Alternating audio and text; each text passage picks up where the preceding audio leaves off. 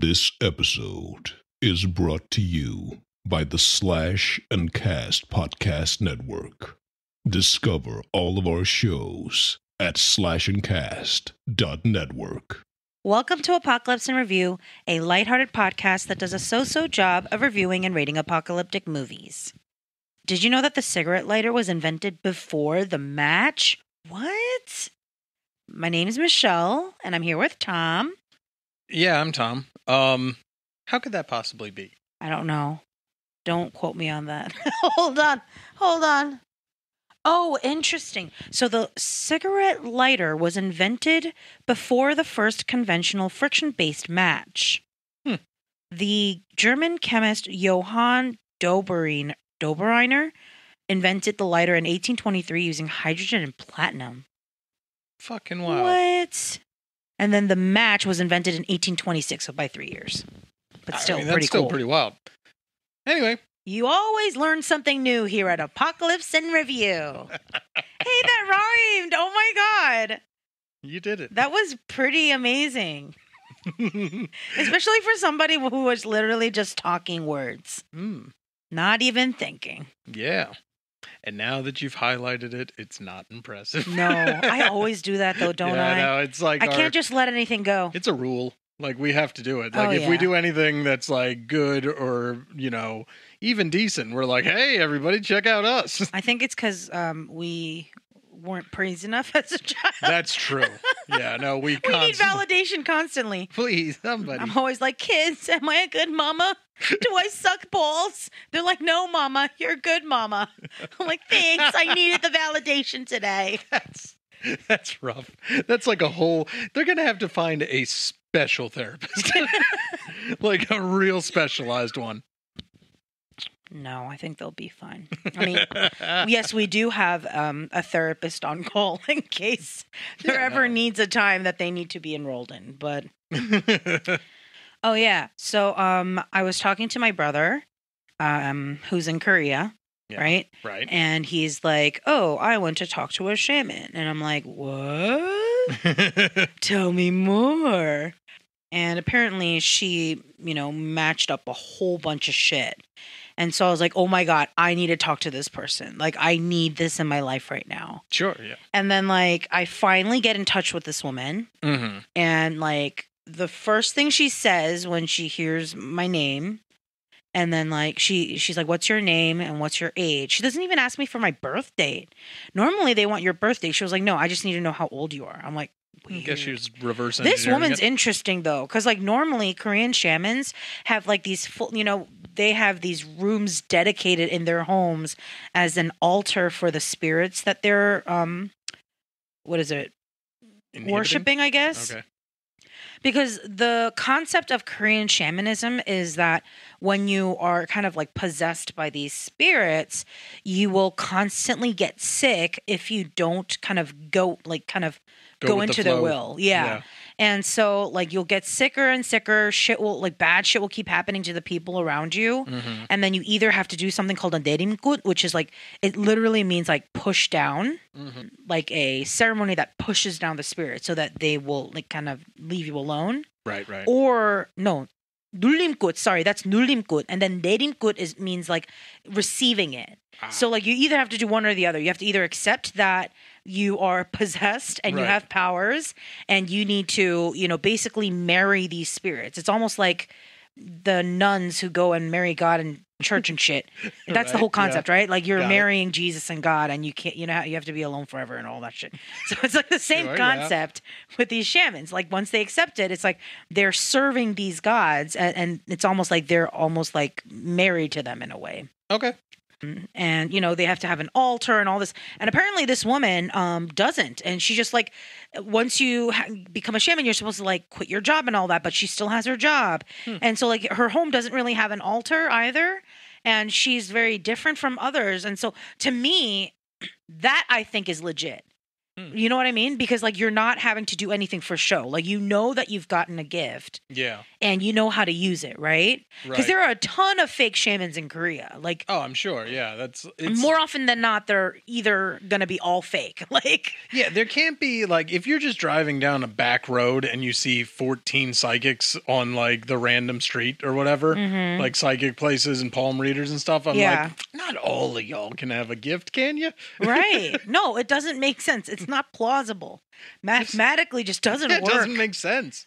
So yeah, it was interesting because like the first thing she says to me is like, "Oh, do you like have an interest in coming to Korea and living here?" And I'm like, and I was like, "That's such an interesting thing to say because like for over several years now, I have been dreaming of a way, like trying to figure out a way to take the kids to Korea for at least 2 to 3 years, you know, just to give them enough time to like acclimate and like learn the language. Because like no matter what I do here, and like people could be like, oh, but they can use mango and other language. Bullshit. Yeah, you can learn quote unquote a language like that.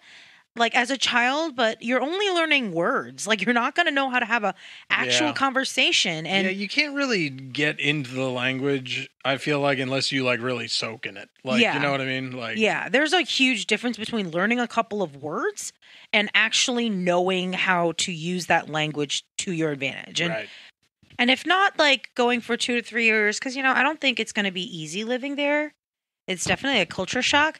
At least going for like 3 months at a time, maybe just to, I mean, that was the whole point, right? Pre-COVID, we actually discussed like, oh yeah, like we should totally go. You definitely got the passports in like January. But then I'm like, okay, well, we can't go right now because, you know, they still have a lot of stuff closed. And the whole point is I wanted to take them there, stay for about 3 months because, you know, I can work remotely right now to a certain point. So I was like, I can go there, work for about, you know, stay there for 3 months, you know, enroll the kids in some Korean school. So I'm like, let's figure that shit out. But we'll see because we can't do anything until the COVID restrictions, you know, lift up over there. But yeah, like, I mean, it was interesting because it wasn't what I thought it would be talking to this woman, you know? Yeah. And I think like it gave me more questions than answers. And I didn't really get the answers I was looking for. I think that's the biggest issue is like, I was hoping for one thing, but I ended up with another. And then it just like made me even more confused. You wanted a reveal and it just gave you more thoughts. Yeah, basically. All right.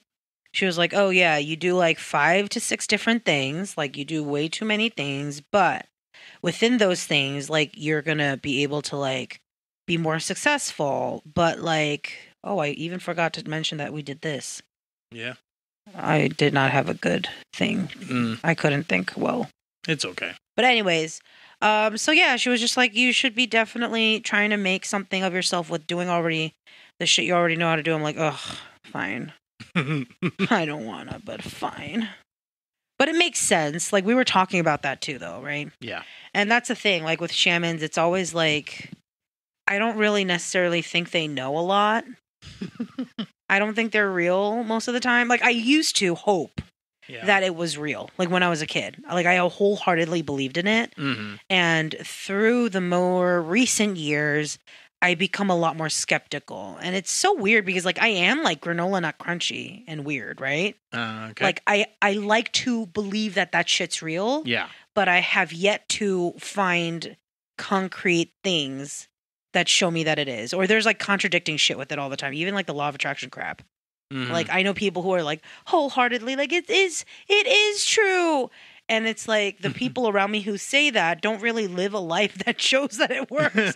So I'm like, but you're not showing me that it works. Like just because it happens, you know, yeah, I could always be like, oh, this is going to happen for me. And like 2 out of 8 chances it might, but you can't use those 2 out of 8 chances to be like, see, it works. Yeah. When, you know, the 6 out of 8 times it didn't.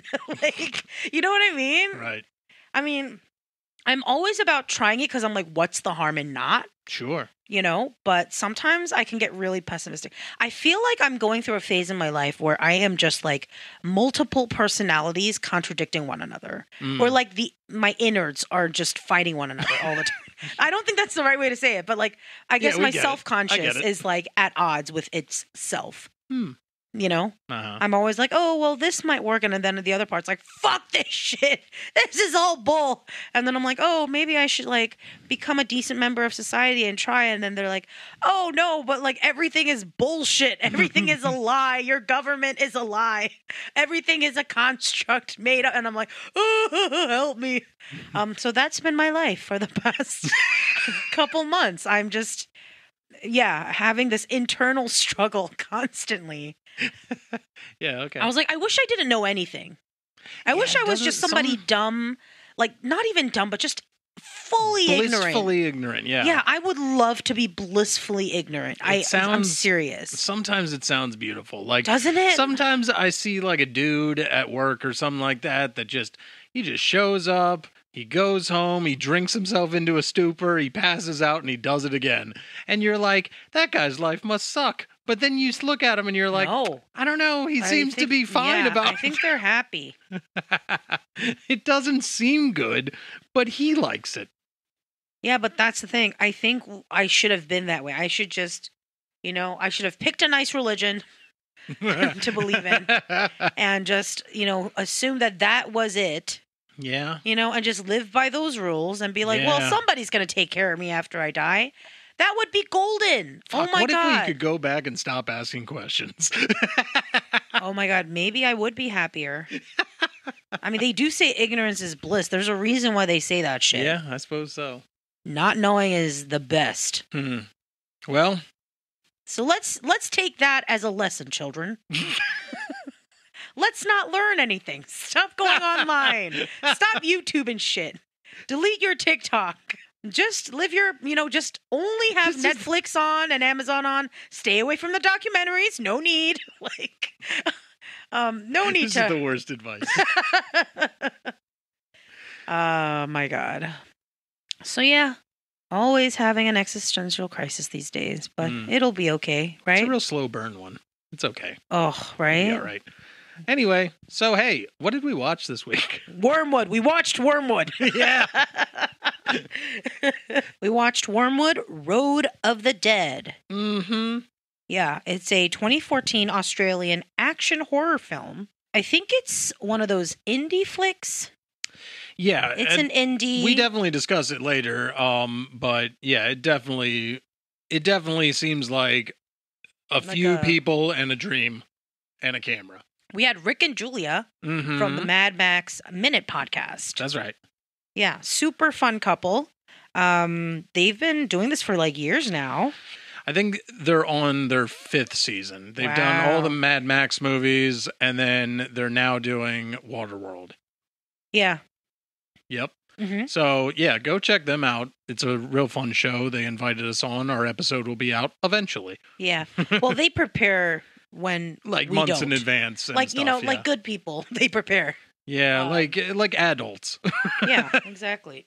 So yeah, let me go with the plot. I will say I'm not going to really go into too much of detail, like about the whole with the synopsis. I'm going to do like a very just short and brief one because I don't want to I want our listeners to go and actually watch the movie if you haven't. Yeah, no, I feel like this one is definitely one that most people probably haven't seen, and it's worth checking out. So yeah, so if you haven't watched it yet, I would say stop it here. Go watch it and then come back. I think is it free? I don't remember. There might be a place where it's free, but I think we rented it. I think we paid $4 to watch it. But I think it was, that. I mean, considering how many times we have to pay $4 to watch a movie for this podcast. Yeah. This one wasn't I wasn't upset about it. No. And also especially with indie movies, I'm perfectly happy supporting, Do they actually get the money though? They got to get something. You would I don't think they're getting the $4, but they're getting probably a few. Yeah.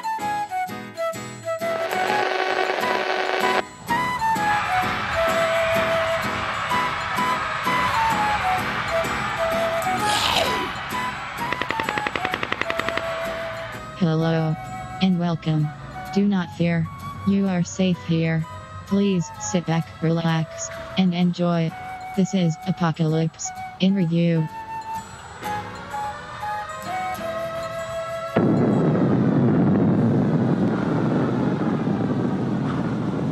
So I'm just going to give you kind of a brief overview.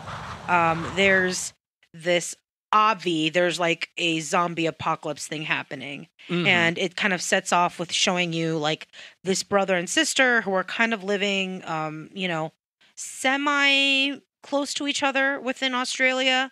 Like they can kind of get to each other, but like, I think they're in it's- different parts of the area, right? It's a day trip away, I think. Yeah. It feels like. And so when this kind of zombie apocalypse starts to break out, the brother and the sister are like, okay, well, we need to meet. And he's like, oh, go to Bulla Bulla. It happens like a couple times. They'll say, going to Bulla Bulla. Yeah. Anyways, the brother has a wife and a child, Yep. and both of them end up getting the bug. Yeah, they get zombified Yeah. pretty fucking quick. Yeah. It's like, pretty rough. It happens quick. And Yeah. he ends up having to kill them, and then he wants to kill himself. And then a guy comes up and saves him from it, helps him kind of get rid of the other zombies. And then they're trying to make their way to Bulla Bulla when the friend that this guy that he picked up that saved him ends up dying because some other survivor shot him thinking he was a zombie. Well, their truck broke down. Then they hear a noise. They kind of start walking off into the woods, and then he gets his head blown the fuck off immediately. They find this guy. His name's Barry. I believe it was Barry. Yeah. Yeah. So no. Oh Benny? no, that's Barry. The brother is Barry. Oh, I think it was Benny. Benny, yeah, sorry. So Benny, he's like this indigenous guy that meets up with him, and so they kind of get together. Then they like find this farm in the middle of nowhere with a garage. They find these two survivors. They're like, "Oh, listen, like there's a reason why your car died. Like, look at this." And then they have like these 3 different types of like gasoline type, ethylene, whatever. Ethanol, it was like gasoline, kerosene, and something else. It doesn't matter. And so they light him up, and none of them are lighting, right? Yeah. Like they're not. It's just acting like it's water. Yeah, it's acting like it's water. It's turned to water or some shit. And then they find out that like the zombies are now like holding that fuel. Yeah. Like they're the ones that can be lit up. Yeah. And they're almost like the replacement for ethanol and gas types and shit. Yeah, so basically I don't really get that part. I have questions, but the point is zombies are now fuel. They basically decide they're going to Doc Brown their truck and use zombies to fuel it, basically. Yeah. Which I guess, these guys are just like mechanical wizards or something, because they hook up like a generator to a zombie with very a mask. quickly, I might add. Yeah, it seems like a quick turnaround on this. They cage him up in the back of the truck. It was a whole to-do. Yeah. They gear up, make their way out. Basically, in that process, one of the men from that garage gets bit. Right in the face. Right in the nose. The Yep. tippy tip of his nose. Mhm. And so they have to, kind of Put him down. put him down, yeah. And so they're making their way to Bulla Bulla or wherever the hell they're going. They find out that at night the car will stop working because it's almost like they don't have to burn the gas. Yeah. It goes dormant because they don't need it or something. So we do talk about this later, but I do say something about along the lines of maybe it relates to some form of like photosynthesis. Like Right, they yeah. need the sun to Or burn their just the energy. heat from the sun makes Who them... the fuck Who knows? knows? But No, that's just the rule of what happens. And so they're kind of hanging out in the car, and then Barry, the brother of the sister guy, main character.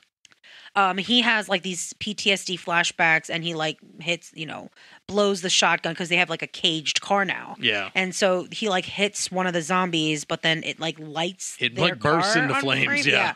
Like, so he's like trying to get rid of that and like tries to snuff out the shit, and then like manages to get the other guy's hand bitten because he's like trying to close the hatch on the top of the roof. And then when that happens, like, well, anyways, it's like a whole to do. The guy has to die. Mhm. And everybody's sad. Meanwhile, on the other side, I'm assuming Bulla Bulla, Sure, yeah. the sister gets kidnapped by this military brigade type thing. Yeah. That's going around snatching up zombies and people who are alive, right? And then you find out that there is this mad scientist in the back of one of these trucks that they carry. Yeah. Because it's like they all have these weird like Penske style trucks Yeah. that all of them are like riding in, and these soldiers will bring these, they'll gather up all these zombies and survivors, and then they'll shove them in their trucks. Yeah, and the mad scientist is doing weird tests on him because he's a mad scientist. Like he has his own little truck, and they're bringing him like the survivors. There aren't that many, and then they're bringing him like different zombies, and he's like doing all these experiments on them, and he ends up like killing a bunch of the survivors. Yeah. And the sister's like next in line, right? He's like, really on some like Dr. Mangala. Yeah, I don't really shit. get what he was doing. He was like pumping shit in her, taking stuff out of her. Yeah. And then she slowly starts to kind of get sick. Like you can see that she is kind of getting some zombie qualities, but not really. Yeah, it's been kind basically dosing her with zombie blood. Yeah, it was like little doses of zombie blood or something, or maybe they're like mixing her blood with the zombie blood and then reintegrating it into her system. Who the fuck knows? Anyways, during this time, you start to figure out as the movie goes on that when this is like, this blood is curing inside her or whatever the fuck it's doing, right. She starts to kind of like become telepathic, but with the zombies. So like she and the zombies can like move, like she can control the zombies with her mind. Yeah. She almost can mirror them and shit. And so she's figuring that shit out, and then like finds out that she can basically like basically use these zombies as a channel, and then she weaponizes the zombies, basically. Yeah. And she uses them to get free. So there, she kills the doctor, yada yada. Very gruesome, gross. And then she, manages to free herself. In the meantime, while that was happening, it's daybreak on the other side. The men finally figure out that they can what's going on at night. It stops, so we have to go. There's this whole thing. So they start racing toward Bulla Bulla and then stop because there's like this military that stops them, and they're like, "Hey, what's up? Where are you guys going?" They're like, "We're going to Bulla Bulla," and they're like, "Well, there's nobody in Bulla Bulla. Like, why don't you come with us?" And they're like, "No, my sister lives in Bulla Bulla. I have to go to Bulla Bulla." And they're being real fucking sketch the whole time. Yeah, and they're being kind of shady. So Barry's like, peace, no. So they're like trying, but then I think they end up following them, though. They do end up following them, because they're like, "Oh yeah," because he's like, "Oh, there was somebody. What's your sister's name?" Yeah, we found a sister. Yeah, yeah, we think we have her, and then they start following her. When she busts loose after killing the doctor and shit, she opens up the back of the truck, and they're literally right the fuck there. Yeah, they're like right behind the truck, and so Brooke. Yeah, the sister. Yeah, she's like right there, and they're like, "What the fuck?" And so like this whole fight ensues. Yeah, she jumps on the front of the truck all Fast and the Furious style. And then they like have like kind of a weird shootout, getaway, run. Yeah, but then like you find out that she is like total zombie goddess now. So she like summons these zombies around her to come help like kill these soldiers and shit. I mean, it is so fucking bomb. Yeah, and so they try to run off again. Benny gets shot. Yeah. So they're in the car. They go back in the car. They're driving. And then they're like, okay, well, he's dying. Like, we need to get out of the car. They go back out of the car. They're in the woods. And that's when the final scene happens. That's when they get, yeah. Got it. And so that's when the men are like locked onto the car. Yeah. They think that she's died, like Brooke has died. And then it turns out she hasn't. And you find out that she can't die in a way. Like, it's almost like she possesses qualities of the zombies enough for like only the good bits, right? Like she doesn't die after she gets shot, and she doesn't need like to eat people. She can control the zombies with her mind. So like ultimately she like brings back a couple of these and like helps her brother out, but like Benny sacrifices himself. He's like, dude, like I will, become bitten and then she can control me. And so Barry's like, fuck no, like we're not doing this. And then like I think Barry's the one who's like, oh, let's just blow up this truck or some shit. Yeah. And then he's like, no, then all of us die, you idiot. So they're like fighting back and forth, and eventually Benny gets himself like bitten. And then he tries to help out that way, and he sacrifices himself for the team. Yeah, he shoots a bunch of the dudes. Yeah.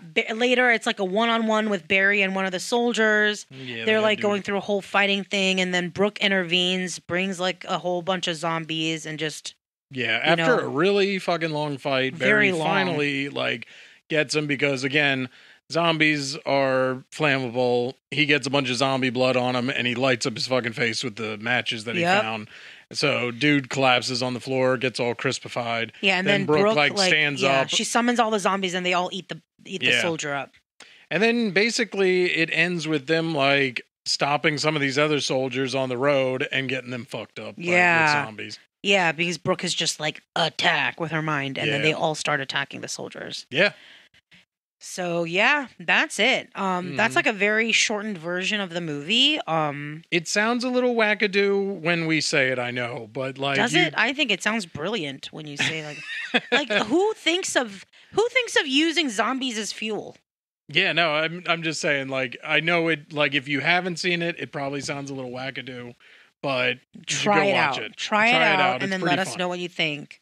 If you are, really into the zombie horror gore type of thing, I think you'll be pleasantly surprised. Mm-hmm. But yeah. So we're going to take a very quick break. And then when we come back, we'll be back with Rick and Julia. Mm-hmm. See you in a bit. Thank you very much. We'll be right back. Alrighty. Welcome back, everyone. We are here with Rick and Julia from the Mad Max Minute Podcast. Heyo. Hello. Hello. Welcome. So excited to have you on. Oh, thank you for having us. First, long-time listener, first-time caller. We actually talked about you guys, I think 2 episodes ago.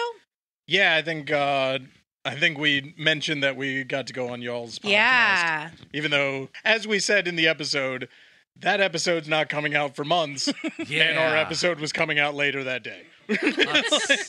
Yeah, so it was a slight to us, but a compliment to you. Yes. Yeah, we are not organized. Well, we're not. And we don't claim to be. No. Yeah, Not especially even when kind of. Tom is running the show. With the way time has been moving lately, it's going to be October before you know it. True. And still will always be March 2020. These are the facts. That is like spot on. Oh my gosh. The worst thing ever was I was working in this hospital and they had like a little like coffee bar area or whatever. Mhm. And they had Happy St. Patrick's Day and little leprechauns and green stuff all over it, but it was just frozen in time. I worked there in December. Oh. It was just frozen in time because it shut down on like March, the 16th yeah. or something like that, just before St. Patrick's Day. And nobody bothered to take the signs down? Nobody was working there. The hospital was still going, but all the How creepy. cafeteria and coffee shops and stuff were done. So it was just this weird, yeah. Same thing happened to me. I was at work the other day, and I went into the bathroom to relieve myself, and I look up at the wall, and hanging in front of me is a calendar of events for the upcoming month of March 2020. It's almost like they want us to just have PTSD for 2020. They can't let it go. It's Never always going to forget. be that the 1990s was 10 years ago, and it's still March. This is how time works now. Yep. We're all fucked. Welcome to the infinite loop. I hope you all like Groundhog Day. Well, why don't you both tell us about your podcast so that our listeners can find out more about you? For sure. Back in 2017, we had this crazy idea to go through the Mad Max movies 1 minute at a time. I was inspired by other podcasts like the Star Wars Minute and the Indiana Jones Minute, and I was trying to find a series of movies that I could rope Julia into talking about. Yeah. How is it? It's such a similar. Yeah, go on. Go on. Our I'll say first something later. idea was to do the Harry Potter movies. 'Cause Okay. I'm a big fan of Harry Potter, and we took too long to get started, and somebody else popped up and started doing it. Oh. And we're like, bummer. okay, we'll find a different franchise. And then that's when the inspiration hit to do Mad Max. Yeah, we both had such fond memories of watching Mad Max movies edited for TV in that, mid-weekend wasteland where people aren't quite sure what to put on television. And so they just grab any old thing and throw it in there with Right. commercials. And, TNT, I remember TNT. yeah, so we Yeah. started with that first Mad Max movie. And I think I had maybe seen it once or twice before. You had made me watch it That's what it was. Yeah. once when we were like newly I married. love them. You think. made me watch it. Yeah, you put it on and made me watch it. Yeah. Toothpicks and all. Yeah. This is why I like you guys so much, because it's so simpatico. It's like, because our podcast started when he talked me into watching movies I hate, which is like jump scare, zombie, terror, scary things. I wanted to broaden your horizons. You're welcome. Yeah, I mean, I've definitely grown as a person, I think, to some degree. I'm very good at stifling down terror. No, I still yell and scream. Not as bad as you. That's used true. To. It used to be just a full like deluge of like slurs and screaming and Yeah, like my New York comes out. Let's just say that. We actually got rid of like a couple of episodes from the beginning, and I'm so glad we did. Because yeah, those are our lost episodes. Yeah. First 5 or whatever it was. Yeah. Ooh, how mysterious. Yeah. Oh, nothing to be mysterious. It's just me screaming bloody murder and sounding like I'm trying to start a fight with somebody. And me not knowing how to edit. It was ultimately the editing portion. Yeah. I guess Tom was not. Yeah, Tom took it off. I was like, you should leave it on. And he was like, no. It does It's not trash. show my current work. It's fucking garbage. It's not and my I art. hate it. No longer my artistic style. So, Yeah. he took it off. But Yeah. Our artistic style, to jump off of that idea, has definitely, like, it's evolved since that first season. We've gone through the first Mad Max movie. We've gone through Road Warrior, Beyond Thunderdome. We went through Fury Road. And now that we're, run out of movies, we've been talking about Waterworld most recently, which is what we had you two on. But what I like about our podcast is that we're able to find good in just about everything we watch. And sure. And when we aren't able to find good, like, we're able to bring down the righteous indignation when it calls for it. And You gave it a fair shake. and like once we were on your show, I totally understood like why you were doing what you were doing, because like when you are going minute by minute, like you catch things that you would normally miss and would just blow right by you. And it's fascinating. Like I told our listeners that I was able to kind of bring back the water world that I knew as a child and kind of like validate that it wasn't as 100% shitty as it felt when we watched it again. So thank you. It was funny too. Before we went on, it was like Michelle was like, "Wait, so we're only talking about 1 minute? Minute by minute? She's What do like, you mean? How long can I didn't talk about a understand. single minute?" Yeah, and I was like, "What do you mean, like 1 minute?" And then we come on. And I was like, "Oh, genius, genius!" Yeah, it's really amazing how easy it is to talk for 15, 20 minutes about a couple of lines. Mm-hmm. About one scene where you see something on the wall and you take that and you run with it. Yeah, but you get to unpack so much. Yeah. And we shoot for about half an hour episodes. And sometimes we go a little bit over, sometimes we come in a little under. It's good, digestible little episodes. We used to release them 5 times a week, which in hindsight was frankly insane. Even the time when we were releasing 3 episodes a week, like, we're That's releasing still a lot. 1 episode a week now, and it's so much more leisurely. Oh, we're taking our time, which is why we have episodes recorded and ready to go 6-8 months in advance. Yeah. Nice, Right. yeah, Because we're only doing 1 per week. that's awesome. Yeah, that is. That sounds like so luxurious to me. It feels luxurious. Every Right. time Rick gets a recording session in the can and ready to go, he's like, "Yeah, all right, we're out to. These are going to drop in October." Yep. And then I go onto the website and I start uploading my finished episodes, and they're like, "This episode will drop in 180 days." And I'm like, yay. Oh, that's awesome. That is awesome. We started out pretty good, and then we did, but I'm very much like rabbit in the hair, like the hair from there, because like I'm just like, oh, we're like 6 episodes ahead. Psh, I can take it easy. And then all of a sudden it's like, No, but then you we don't also have started anything this work. week. You also Yeah. started work that time, so yeah. Yeah, there's Good been news some is- times where we've been cutting it a bit close. I think there have been maybe a couple times where we've actually been editing like the week before. Yeah, but you've helped out in Yeah, certain that's usually when I situations. step in and Yeah. Yeah. and Oh, help you're so out. So helpful, unlike I've done a me. little bit of editing. Yeah, you're definitely better than me. It was like 2 episodes ago that we were recording the day we released it. So And Tom's like, just like bleary eyed. Yeah, I I did feel kind of bad when after we had you on our show and then we were just sitting there chatting for 2 hours and then you're like, oh, by the way, we still have to record the intro for our podcast. Oh, no. Like, we didn't when's even... that dropping? 2 days from now. I'm like, oh, jeez, get out of here. Oh, no, we were having so much fun talking. It wasn't like we weren't trying to say like, oh, we got to get off. We could have talked another hour or two, like for real. Oh, I know. Yeah. That's one of the things I love about podcasting is that it lets you reach out and talk to like new and interesting people. Like, we have definitely. so many new friends since we started podcasting. Mm-hmm. And I mean, we've also gotten to talk to such cool people as like the director of Mad Max, George Miller.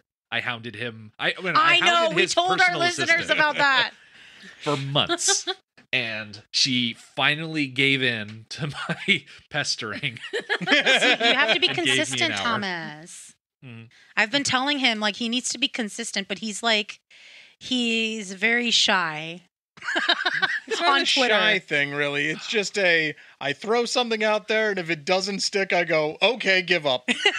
I have a deep and abiding like hatred of sending someone an email cold because I don't know how I'm supposed to sound. Hi, I'm a stranger on the internet. Come on my podcast, please. Yeah, and it's like, how do I not sound like a douchebag? It is. Yeah. I never understand that either. Like the cold call to like reach out. That first message on Twitter or something like that. Oh yeah, is or always like on Instagram, the messages that I get, Yeah. and I'm like, I don't know you. Like they'll be like, watch my YouTube. We have similar stuff, and I'm like, bitch, you do crime. Yeah, and they're like, and they don't even say like, oh, I listened to your show, I like it. They're like, I saw you on Instagram. Looks like we have the same kind of stuff. Here's my YouTube. I'm like, excuse me? What a dick. No. Let's see. The secret is, please come on my show, and then if it's a good experience, then they'll turn around and invite you back on their show. Case in point. Exactly. Yeah, I see. I see the game now. There's a method to my madness. It's all come back.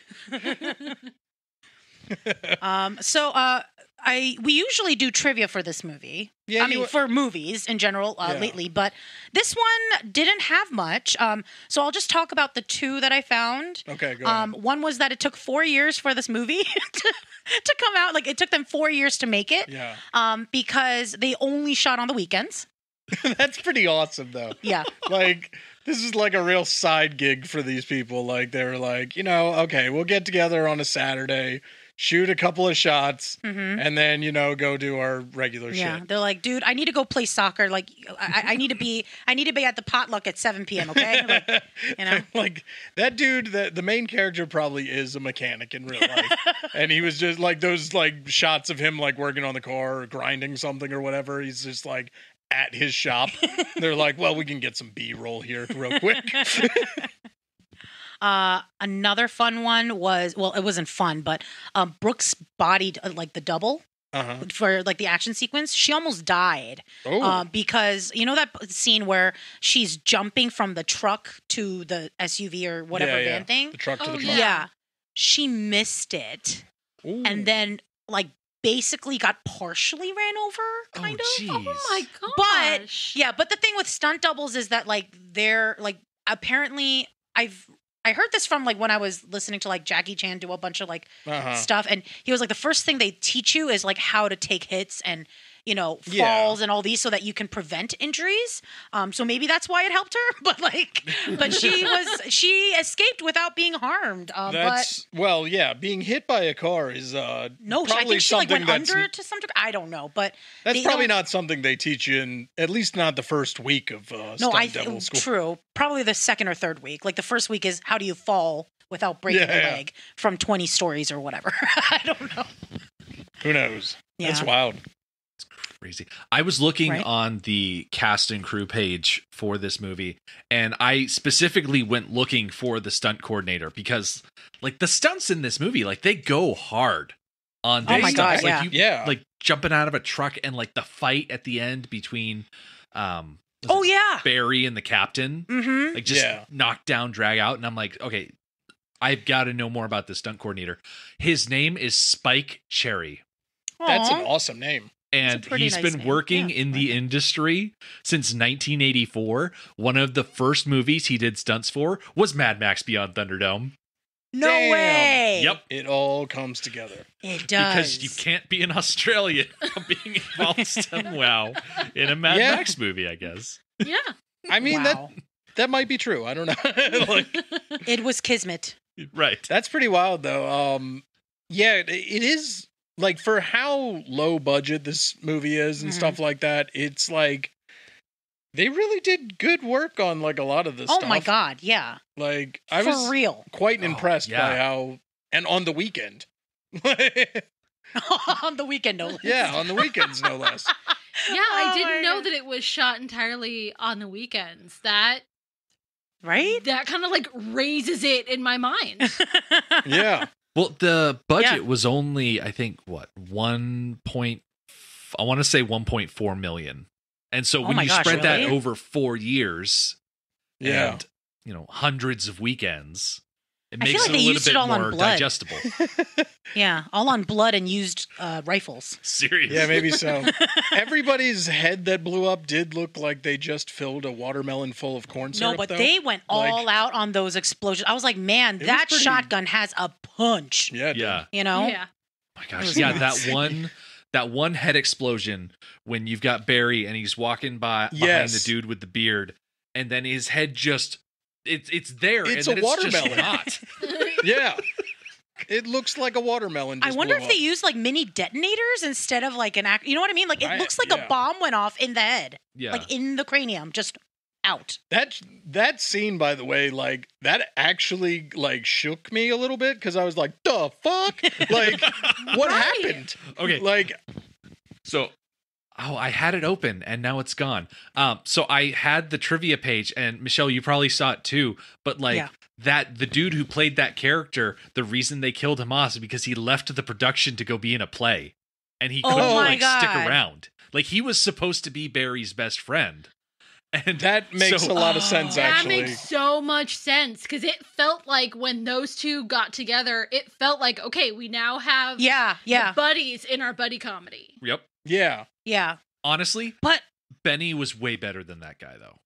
Like Benny. yeah, but also was I one of don't my mind favorite that they ones. killed him off. Like Yeah, no, it 'cause almost felt like it made sense though, because it's like it was so out of the ordinary that you were like, oh my god, like they took me off guard, and like Yeah. that rarely happens because it really is like so early because it's like and you expect him. you them expect him to together, be yeah. the best friend. Yeah. Like Mhm. it's so unexpected that his head just explodes. But it was because he had to go on to do a play. Yeah, that's I love funny. that. That's I love I that. There's really more liked- trivia than I thought.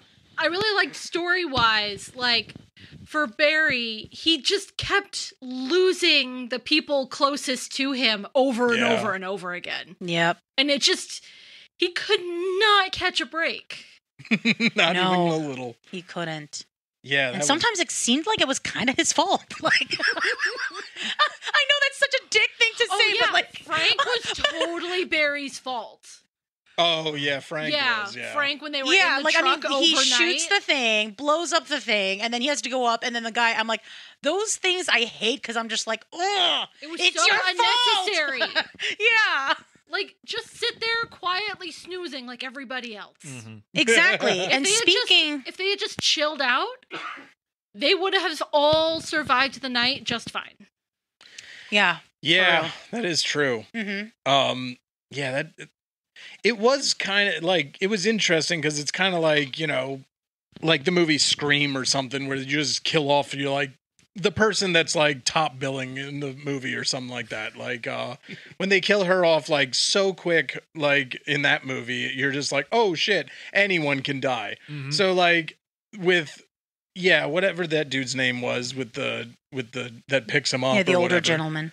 Yeah, and then Frank, I honestly didn't see a lot of the deaths coming, which was impressive to me because it's like even Benny or whatever, I didn't really see his death coming either. Really? No, Yeah. after that best friend dude died, I was like, all bets are off. Everybody's Yeah. gonna die. Everyone's dead. Yeah, I gave up. By the time Benny got shot, I was not surprised. It was totally like Barry's just going to end up alone. Yeah. That's how Yeah. the movie is going along. Is he keeps losing people. He keeps having to like reset and reform some kind of group, some kind of support system, and he just keeps having to do that over and over and over again. So by the time Benny died, I was like, yep. Yeah. And you would think Yep. that hearing us talk about the movie that, oh, well, Barry and Brooke have such obvious plot armor, but like when you're in the thick of it, you're not thinking about it. You're not thinking, oh, nothing bad is going to happen to Barry. Nothing is going to, happen to Brooke. But everything bad happens to Brooke. Yeah. Everything bad happens to everybody, but especially Brooke. Yeah. But I'm like, But then if she she's a ended up with like superhero. such a bomb ass gift, like, wasn't it worth it though? Like, I mean, I have this thing with like women who, like, women who are badasses, right? But number two, the fact that she can mind control something. I have just like, never seen that before. Ever. They did me some neither. interesting ass shit with zombies in this one. Yeah. I will give them that too. Like it almost flips like a lot of the tropes on its head too, because like they were faster at night, which was weird. Like that. I know, because it's usually opposite because they can't see you. Yeah, if there is something like that, like Train to Busan or something like that, was like, oh, when it's dark, they go docile. Yeah, which is like more common sense-ish, but it makes sense with this movie because of like the whole plot of how these zombies work. Yeah. Yeah, I like the idea of like sunlight causes them to like lose their gas. Is that what it was? Yeah, because Okay. they only pump out the gas during the day. And It was so almost like it was there's something burning about- during the day because of the sun, right? Yeah, Okay. there's Yeah, something I about didn't the position of the sun. really get why I didn't the either. particular Photosynthesis. day-night cycle. Like, I was really Zombies are into there flowers. being a day-night cycle. I just didn't really understand why.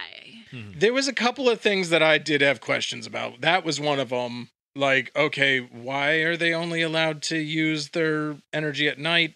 I didn't quite get that. Well, That if does you think of make it sense. from photosynthesis, Now, the like only plants. the couple other. Hey, I'm trying to make it make sense for you. I'm with you. I'm with Yeah. you. The other one is why did gasoline go bad? Yeah. Oh that is that was completely bonkers. definitely not explained. They didn't I even mean, try. They didn't yeah, even they try. But I think like it was supposed to be like something went wrong with some sort of infection, and I think like the zombies almost seeped the like methane or whatever is in all of these like gases and oils or whatever out of the supply. So like they were the ones who were feeding off of it. Okay. That's what I thought, because all of like the components of the gases weren't working. Yeah. So I just thought like once they got like whatever disease this was, they were feeding, like it was almost like they were feeding off the fumes or whatever, or sucking it all in. I don't fucking know. I'm just trying to make it all make sense to me. Well, that's Here's one of the the thing. That's one of the great things about this movie is like the inciting incident. They chalk it up to a meteor shower, and the reason they call it Wyrmwood is because of the Bible verse that Frank is talking about in the overnight I forgot scene. they got all biblical. I forgot about that. So you could just like hand wave any crazy thing away by saying, it's crazy space magic. True. If you want to be True. lazy about it, I guess. Yeah. I mean, that's not. The movie's connection to the title Wyrmwood, I thought was pretty tenuous. Like they have one philosophical-ish conversation about a couple of verses in Revelations, I think it's in, about wormwood and a disease that will fall into the rivers. It would have made more sense if water was somehow the source of the infection based on the story that Frank tells. But yeah, I thought the title Wyrmwood is a little loose. Yeah, it did not fit my qualifications for like a bare minimum movie. Like I've said a million times in the past, if the title of the movie is fulfilled by what I see in the movie, then it's hit the low bar minimum. Like Snakes on a Plane. There were snakes on a plane. It fulfilled the low bar. Done. Wyrmwood, Road of the Dead. Okay, Wyrmwood, they mentioned it. Good. There were dead people on the road. Good. Bare minimums filled. Road of the Dead was fantastic. It was a road trip movie. Yeah. So perfect. They got to get to Bulla Bulla. Yes. And aesthetically, I like the name Wyrmwood. I like its connotations. I think maybe they needed to bring it up in a more substantive. They needed like 2 more weekends, and they could have had this. Right, there you go. I think they just put that. I mean, it is interesting that they only talk about it once for 5 minutes, and then that is the whole name of the movie. But I feel like they also put that there to name it Wyrmwood. I think like, somebody. I like the word. Somebody clearly thought of the name first, and we can spell it with a Y. Yeah. Yep. How do we incorporate it into the movie? Work? Exactly. Yep. The Y stands for why.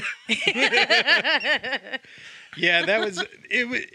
It was a loosely like thing, like just loose as shit. Like that's really it is. I mean, the name is cool as fuck, though. It's a good name, but clearly they thought of the name. They were like, "That's how they started." I'm digging this. Yeah. Like, and then they went, we gonna name this movie? Let's name it Wyrmwood. I have 2 ideas. Just gotta Zombie get some Queen. brekkie. I have 2 ideas: a zombie queen and Wyrmwood. Let's write a movie. Yeah, Jean Grey for zombies, or the other thing that like I just was like, wait a minute, was why did they have a zombie in the freezer? It was his friend. Oh yeah, because it was his friend. Yeah. It was like the coworker. Yeah. Okay. Neville. Neville. I didn't actually pick up on the fact that they knew him prior to his zombiehood. Like, I'm pretty sure that the 2 that were already in the garage with Neville were like friends. I think they were supposed to be father and son. I never actually got a good bead on the name of the young guy. It doesn't matter. Yeah, it really didn't. His name is Fuel. Right. His name is, he's going in the back of the truck with a mask. Because his nose is bitten off. Okay, his nose was not bitten off. I know, it looked like it was just a little bit of ketchup on the tip. Right. I thought Frank was like joshing with him. I thought he was poking fun at him when he's like, yeah, you have no nose left. It's gone. I'm like, it's like a scratch. But like, didn't you guys notice it was like, it wasn't just Neville in a freezer? Did you guys realize they pulled beer out of the freezer? Oh, yeah. It was like a full-on storage freezer. Yeah, but I'm like, doesn't beer actually freeze? Because it's a low alcohol point? No, I've put beer in the freezer to make it cold, and then forgot about it, and then it exploded. I guess my knowledge level is putting vodka in the freezer and it doesn't freeze. Yeah, no, but the alcohol content is higher. Yeah. Beer freezes because it's so low content, unless I guess IPAs might be different, but the ones that I put in definitely broke and exploded. Yeah, we don't know much about Australian beer, though. Yeah, Australian beer maybe it's high as fucking alcohol. Yeah, maybe it's like 15%. Not just Australian beer, but it's Australian bush garage beer. Yeah, that's like some new shit. They are like we don't know anything about that civilization. This is not a neighborhood garage. They are out in the middle of nowhere. That is true. Like, what were you doing in this garage? Like, there is not a goddamn soul anywhere around. Maybe it was a farm, and that was where they tinkered with their tractors and shit. Okay, I didn't see one tractor. They just had that one truck. I had the same issue with the photography studio that Brooke was working at. It was in a shed in the middle of nowhere. Yeah. I know. It was a little bit weird. It was a garage. It wasn't the middle of nowhere. It was Bulla Bulla. Yeah, it was Bulla Bulla. I have no idea. In the middle of nowhere. All I know is that Barry was trying to get to Bulla Bulla to find his sister. Maybe she was like, look up Bulla Bulla on Google Maps. Yeah, let's go to the map. I just assumed she was like one of those photographers that use their garage as their studio, because that's what I was going to do with my studio. Yeah, that's true. Yeah, so maybe she was like, I don't have a budget, but I do have a house and a garage. I mean, I didn't have too much of an issue with that, because that's what it felt like. It's like, oh, we do these wacky, I don't know, juggalo clown shoots in the garage. That's where we paint women like candy skulls. Yeah, but while we're talking about that, remember when she calls her brother and is like, shit's going down? Yeah. And then she's like, I just had to kill somebody with a shovel. And he replies, like, he doesn't say he doesn't what? say he shit. doesn't go, what? Like, he just like, goes, all right. okay. Like, Like it was like he didn't even think about it. Like it was so weird that part. Did you notice no, that? I Or was it just definitely me? clocked that one too. What Like kind where of it was things just like does Brooke usually get into where she can tell her brother that she just had to kill someone with a shovel, and he's like, "All right, I guess I'll come get you. Let me pack up the fucking kid." Yeah, I know. she's always getting into wackiness and hijinks of all kinds, murdering people with shovels and what have you. Did you find Bulla Bulla? He's Julia? still looking for Bulla Bulla. Well, it was a kind Is it a made-up place? I don't know how to spell it, so I just typed Bula Bula. Okay, that's I exactly actually what had subtitles searched. on. Okay. And it didn't come up with like a town or a city. It came up with an art studio. I'm thinking it's made up, maybe. I'm thinking Okay. it's made up. But that art studio is in the northernmost part of the Northern Territory, out in the middle of nowhere. That's nowhere. Yeah. I mean, most places in Australia, I am sorry, our Australian listeners who might have hopped over here to listen to us talk about this movie. I'm sorry. But most places in Australia are in the middle of nowhere. Yeah, other than on the coasts, right? Like Yeah. everybody kind of stuck to the coasts. Yeah. Makes sense. Yeah. I was thinking that we should do some strategery Oh yeah. because I feel like, I mean, I think Julia touched on one earlier, Yeah. but I think there's some good strategery for this one. For sure. Who wants to go first? I have one that I would like to go on. Go for it. The mad scientist guy. Oh my god. I wonder what you're going to say. First off, this is why you don't sleep on the job, especially when your job is zombies. Like, this dude is the deepest of sleepers, apparently, just rattling around, being like lulled to sleep in the back of that truck. And she's able to have a zombie yank a scalpel out of itself and cut its own, like, all of its shit off. And then he barely wakes up as it's like pawing at him. Then he shoots it all of the way. Like, he empties an entire clip into this one zombie, even though its head is already destroyed, and then gets bit by a whole different zombie. Like, he does everything wrong. So like, what's your strategery then? Don't get bit? I don't know. Maybe if you're in the truck, maybe not. Maybe you go Maybe to the sleep cab. on the other end. Yeah, No. go to the cab to sleep. No, you don't even Or need on the the other cab. side They of that had that curtain. little like blanket thing, Yeah. Yeah, they had and a he could have partition. laid on the other side. Yeah. Yeah.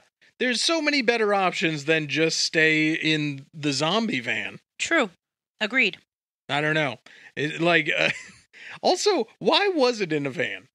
Like this weird mobile command center that ran off of like. I mean, it's kind of Tesla smart if you think coils. about it, because they don't have to keep going back to a location to drop off zombies. and Yeah, people. I guess you're right. Plus, it's basically just it's really easy to also like recreate the interior of a box truck as a set. yeah, That's true. It's small. It's You could probably rent it for sure. Rent it from the U-Haul Yeah. company. Man, could you imagine bringing that back to the budget no. rental place and it's like just covered in fake blood and Be like, a severed You'd have hand? to hose it down every time. we Yeah. don't need the security deposit back. Yeah. It's a line item on the budget. It's okay. Yeah.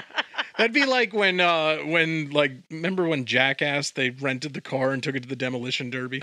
Like he's like, well, I got the insurance. I don't see what the problem is. I mean, sure, the shadowy evil government guys were shadowy evil government guys, but like all of their Sure. vehicles were electric. Like they had the weird Tesla coil thing sticking out Oh, the yeah. side. They didn't run on Yeah. zombies. They were fully electric. You got little Elon Musks running around, Right. kidnapping people. and doing That just hit me. experiments. I saw those coil thingies, but Yeah. I did not realize it was electric. I was like, what the fuck is that? I mean, they looked kind of dumb. How They really did. how did no one ask, hey man, how is your truck running on zombies? Not one of them stopped to No. ask that. Like they were just so busy they couldn't even go, what the fuck? Yeah. Like, Right. This That was, this movie had an antagonist problem. They just- It did. I Yeah. agree. It had an antagonist problem. although the Crazy Doctor did have a good soundtrack, like his iTunes was pretty good. Yeah. Very like Reservoir Dogs style, like where he's just like dancing around and ripping up zombies and shit. And I guess injecting zombie DNA into Brooke there and Yeah, stuff. why though? Did they ever talk about why I don't he think was doing so. stuff to them? For the love of science. I Yeah, guess. I think it was for the science of it.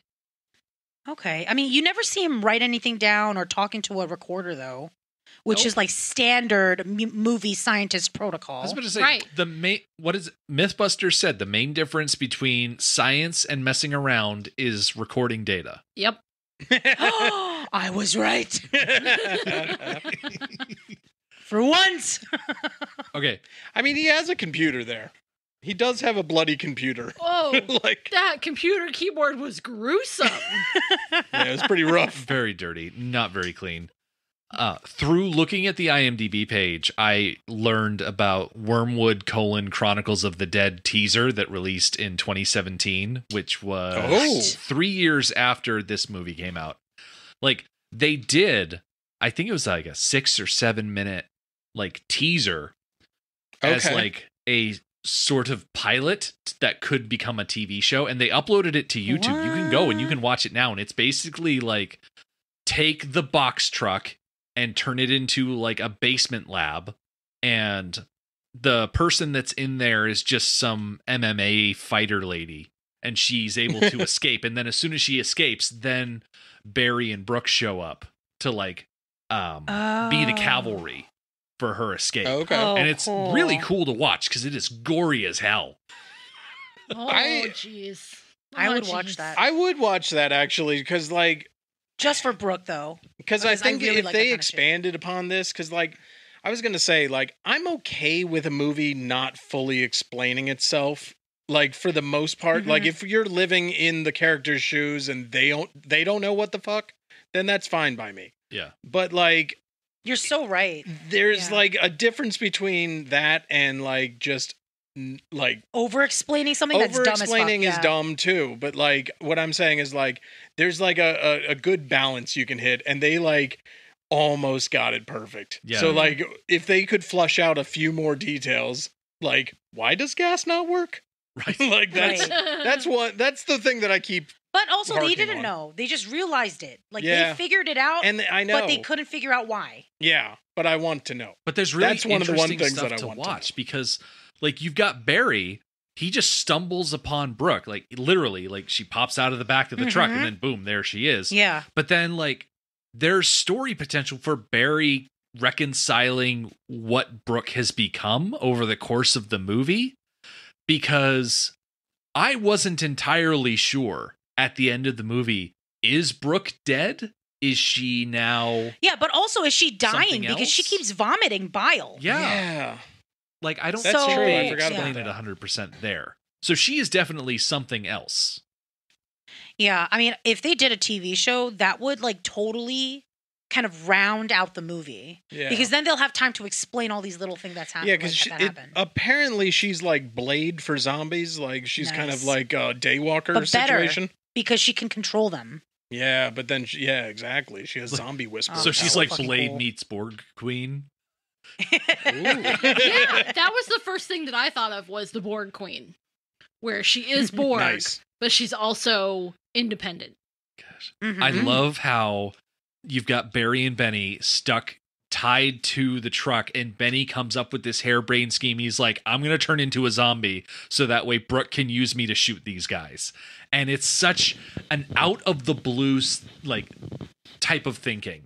That's amazing. Mhm. Yeah. And they incorporate But it's also that. like very sacrificial. Yeah, they incorporate that idea of Brooke controlling zombies and the zombies using guns into the end of that Chronicles of the Dead teaser, because when Brooke and Barry show up at the end to back up this MMA chick, like all of the zombies have guns. Whoa. Oh my god, she's like Phoenix, Yeah. right? Oh, so Jean fucking Grey for cool. Dallas. Yeah, For Jean Grey. zombies. Jean Grey. Yeah. Yeah, you're right. Sorry. Did any of you have more strategery stuff? I do. I have one. Yeah. Go for it. This is a line that I have always touted. That so in the first like third, we're with Barry and his family. We kind of get to know them and their sweet little life, and then it all, goes to shit. And Barry ends up having to kill his wife and his daughter. and he has a nail gun. So he does the job, he gets rid of them, and then he goes to shoot himself, and he's out of nails. Yeah. Mm-hmm. I do not want to survive an apocalypse. I would have absolutely been Barry. Like, nope, they're gone. I've done horrible things. I want to go too. So seriously, count your ammo. Okay. I want to stop you right here. Ammo. You have said multiple times in the past that in the event of a zombie apocalypse, if one of us were infected, that it is your opinion that the other person should allow themselves to be bitten. I don't know. No, you have definitely said that. You said, Rick, if you turned into a zombie, I would let you bite me so that we could be zombies together. No, I just want to die. That's what I've said before, too. I just want to die. I have no interest. I have no interest in struggling We said through that an we would kill the one apocalypse. person and then kill Yeah, ourselves. no, this is a suicide pact for sure. Yeah. over here. Yeah, I know. We're I sitting don't firmly want on to a survive. suicide pact. But then again, like, if you become a zombie, you wouldn't remember any of it. I mean, you'd be the same as dead because your How body do would you just know? be taken over. I don't think you think that they would like be conscious. don't They just know. can't move. It I've depends never been a on zombie. what movie you're watching. What zombie movie That's true. you're watching. That's true. Yeah. I was really bothered by Barry's nail gun because it seemed like he could just shoot it willy-nilly without any concern for the little lever mechanism at the tip of the nail gun. Yeah. That is supposed to depress whenever before a nail can be fired. I had to like stop thinking about it. I was like, maybe he taped it. As a man who professionally uses nail Yeah, guns. like I was like, I turned that part of my brain Right. off when I was like, He got it's a fine, piece it's of a duct movie. tape and taped it down. I mean, that's how you would. Yeah, that's the best way to do it. Duct tape, tie wire, you And can make it Barry happen. wasted those last 2 nails on his wife. He did not need to I shoot know. her 2 more times. But also, you know, he could have probably, as he fell out of the car, he could have used his foot to shut the door. She was still in there for like 8 seconds at least. Yeah. He could have literally shut the door on her, but he just kept walking, like crawling backwards. Mhm. Did you notice that? Yeah. I was like, why don't you just shut the door on her? She can't get out. I don't know. I I don't guess you're understand. not thinking clearly. I don't understand why, as soon as Barry's daughter turned into a zombie, why they didn't kick her out of the car right then and there. Like, I guess it's because it's their daughter. They don't want to Yeah. leave her. are they just so used to a child screaming in the backseat of the car that they can just muscle through it? Like, this is normal. This is fine. Yeah, I'm fine. we're used to this. She's a teenager. She was doing As this long 7 as she years doesn't ago. bite us, we're good. Yeah. Oh my gosh, how prescient was this movie where the main characters at the start of an outbreak were like, you gotta wear a mask, keep your mask on. I Take it off. Can't take it off. that was actually like so I will give like good strategery awards to Barry's family there because they suited up quick. Mhm. Like they had full respirators on, and then like he like got his little tool belt with his nail gun and his screwdrivers, some sort of hammer situation. He's suited up like an episode of Home Improvement. Yeah. He really did. Why did they have 3 respirators in the house?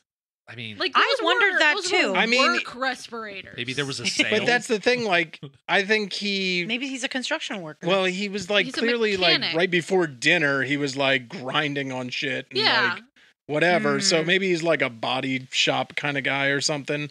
Because I don't think he was like truly a mechanic. Because Mm.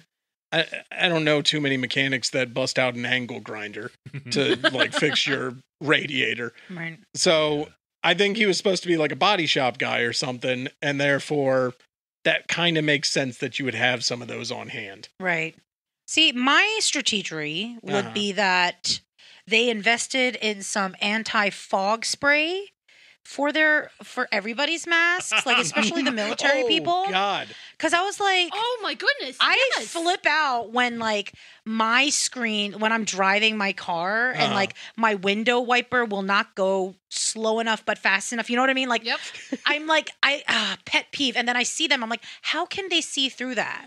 Or Yeah. when Barry, they were like, oh, like put your mask on when he was going to go up through the roof. There was literally maybe a square inch where you could see through. Everything else was foggy or like blurry. Get some rags or something. That spoke to me on a very deep level as a glasses wearer. I knew it would. In this world we live in now of wearing masks in public, I don't wear my glasses in public because they just fog up. As somebody who works at a construction site where I have to wear a mask and safety glasses all the time. Oof. Yeah. Oh, I should have gotten you anti-fog spray. Oh, we have it. It doesn't work. It doesn't? You're breathing right into it. Those things stay at the very tip of my nose like I'm a saucy librarian. You should breathe downward like I do. I go, like I'm telling you, because of how long we've been wearing masks, I don't know how y'all do it, but like I make really weird faces. Like I'll do this. People can't see it, but it looks like somebody who doesn't have any teeth and can't close their mouth. So it's this like ugly oval. Somebody with locked jaw and missing their dentures is what she looks like. I think this is going to be a problem for a lot of people when when we can finally go mask free. We're not going to know to like keep our public face on anymore. When other people are talking, I'm just going to be like. It's like Talladega Nights. Put your mouth down. It's like Talladega Nights where he's like, I don't know what to do with my hands, but you're just like, I don't know what to do with my mouth. With my mouth anymore. I know. I used to have to keep it open so that my mouth wouldn't get too, like my lips wouldn't get too hot and my chin wouldn't break out. Like I think that's why I should invest in like Amazon has those face cages you put under your face mask. Yeah. But what we started doing was we started using we've been using Can 95s most of the time. Well. In the beginning, we couldn't access them, but once we could, that's all we've been using. And like the Korean ones do have like an opening, so I don't do it as much, but it's still something I notice that I'm doing sometimes from the habit of using like the cloth and the other flimsier ones. Gotcha. It's so embarrassing. Oh my God. Yeah, I'm going to have to definitely adjust from people being able to see my face. Like if I'm walking through a store and I recognize the song that's playing on the music, I won't sing along, but I'll like mouth along to it, and no one can tell that I'm like singing along with it because they can't see my mouth going. Maybe he just moves his mouth really smally. I mean, I don't like open my mouth very wide. It's just, Yeah, exactly. He's just wording it. Yeah. No, you got to belt it out. Because nobody's going to know. Right. Even if you're doing it, like, they'll be like, where's that coming from? Like, there's 4 people in the aisle. Yeah, I'm not completely convinced that once everything starts going back to normal that I'll stop wearing the mask all the time. I don't know. Just some situations, it just seems like a better idea. Oh my God. For real. Like, I mean, I know that I'm going to keep them on every spring because, that's the problem, right? Like, I don't know. I don't want people looking at me funny because I know people were giving me death stares when I started wearing the masks. Because over here, the mask stuff didn't start as soon because, like, I work in DC, so all my information was, it always starts there and then it trickles down. And so I was already doing stuff from what I was told to do at the hospital. And then when I would go out, I would get death stares. Ugh. Yeah. So I don't know. Maybe it'll become okay again, but we'll see. Yeah, I don't know. Now that, I've gone basically an entire year without getting a cold. True. And I've been like, I don't think I'm going back, especially at work. Like, you're just locked in, like, a unventilated building with, like, 200 people that are just mouth breathing all day long. Yeah. Like, I think I'll keep it on for a while. But also, people spit so much when they talk. Like, so much. Like, I don't want to see people who work in a kitchen ever go without a mask because the idea, like now that I've thought about people breathing on things for the last year, the idea of someone like actively breathing on my food, I don't know. It weirds I think me a out. lot of people feel that sentiment because I've talked about this with multiple people where they were like, you know what? Like, I actually don't mind going to restaurants now because, like, people are wearing masks who are cooking my food and all these other things. And I'm like, I get it. Like, I get it. That's fair. Ugh. Yeah, we'll see. Maybe they'll still do like the plastic mouthpiece that they use in Korea. because they don't use like a mask anymore. They get like a sneeze guard yeah, for they your have like a mouth. sneeze guard Yeah, for your mouth. I've seen those. Genius. Yeah. Yeah, they look great. It's like they look, everybody's cosplaying as a salad bar. yeah, they look comfortable. Yeah. Yeah, and they're clear, so you can see the person's mouth, Right. and like it's great for people who are hard of hearing or lip readers and all that. So Or just really miss Shonies. yeah, what? I missed that. Sorry, I laughed at doesn't myself though. Okay, so is that it for strategery? Should we move on? I think so. We can Yeah, move you want to on. do your Yeah. game? Sure, yeah. Did you come up with a name for it this time? Oh, I think I did. I mean, this you're time. still good at making up names last minute though. So Yeah, I pulled it off. okay, All right. This game is going to be called In the Name of Science. nice. I like it. All right. So it's a true false game, so that you don't have to guess like last time, Michelle. Thank you. And you won't yell at me again. Thank you. No, I still did really good. You did. I don't Oh know my why you god, always and I yell at never me. do good. Like he purposely does shit to fuck with me. And that time I got it. Like, oh my god, I was so proud of myself. Patting myself on the back and shit. Okay, but Good go for on, you, go girl. on. True and false. Yeah, true false game. So I'm going to tell you an experiment. You got to tell me if it's a real life experiment that happened or not. Okay.